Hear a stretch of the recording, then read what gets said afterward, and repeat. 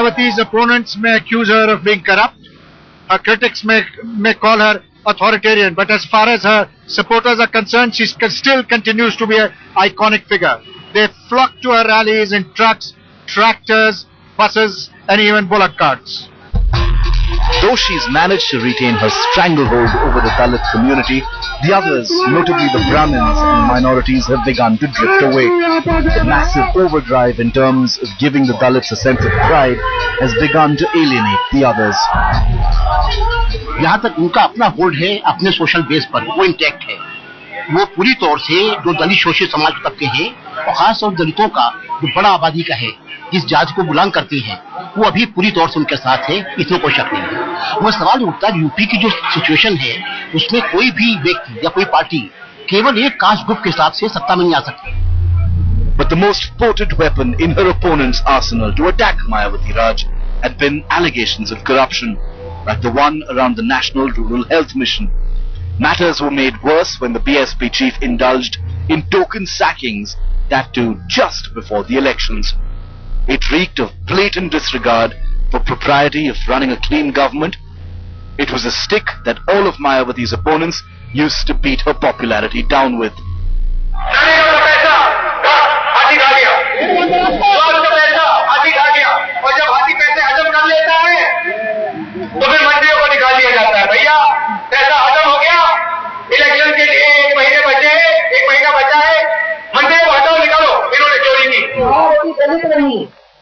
मायावती के हाथ में पर्स है, मूर्ति तक के हाथ में पर्स है।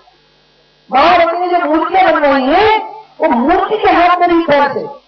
और मायावती जिस समाज की है वहां के बुंदेलखंड के लोग मजदूरी करते हैं दिल्ली में जाकर के, और खुद मायावती का देखो तो घर परिवार के लोग बड़े बड़े बंगलों में पहुंच गए। In an attempt to create a personality cult around a persona, Mayawati may have ended up committing the fatal error of alienating the very people who voted her to power in the first place. She is now perceived as aloof, isolated, and surrounded by a small coterie. This dream house in Mayawati's home village, Badalpur in Dadri, possibly symbolizes her own situation today.